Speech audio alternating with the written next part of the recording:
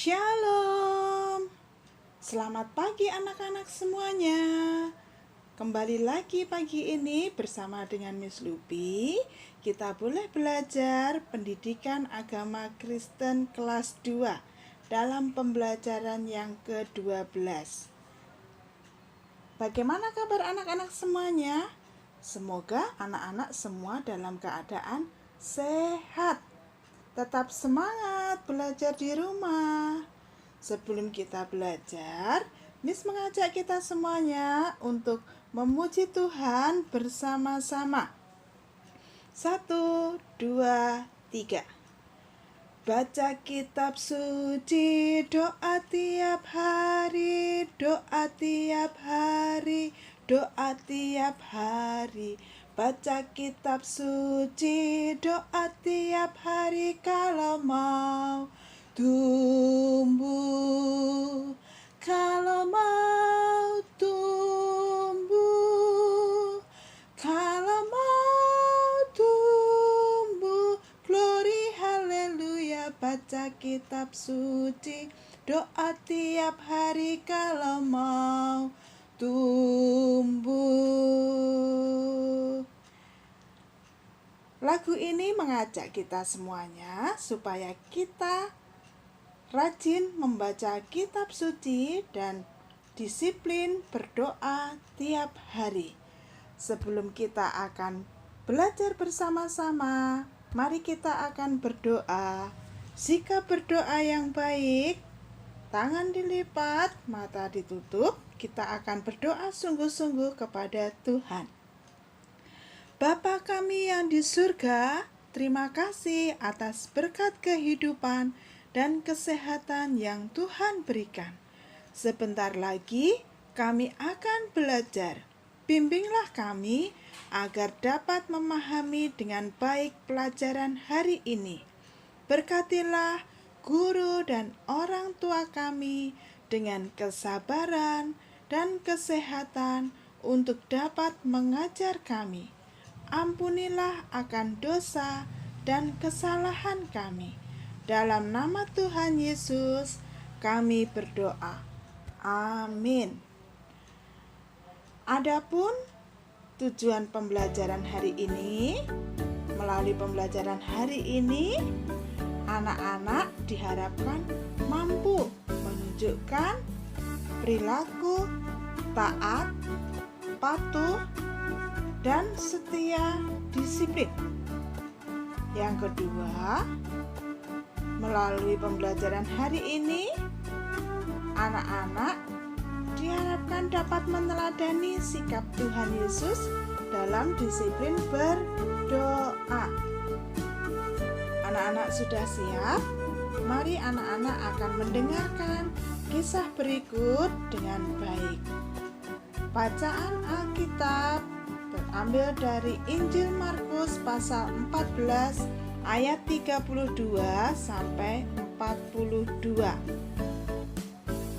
Tuhan Yesus berdoa di Taman Getsemani. Lalu sampailah Yesus dan murid-muridnya ke suatu tempat, ke sebuah taman yang bernama Taman Getsemani. Kata Yesus kepada mereka, "Duduklah di sini sementara aku berdoa." Yesus mengajak Yakobus, Petrus, dan Yohanes.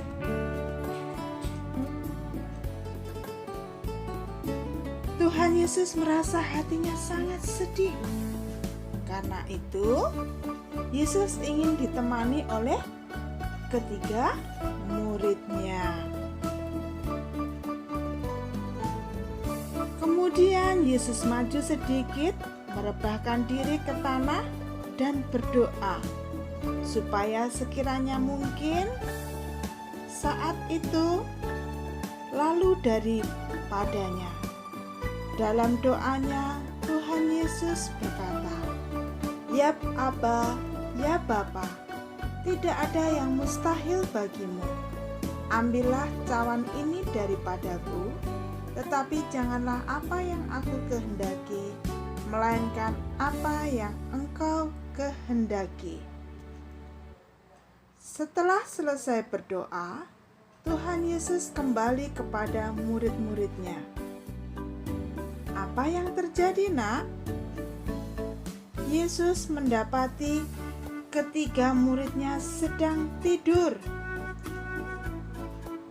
Yesus berkata kepada Petrus untuk berjaga dan berdoa. "Simon, sedang tidurkah engkau? Tidakkah engkau sanggup berjaga-jaga 1 jam? Berjaga-jagalah dan berdoalah."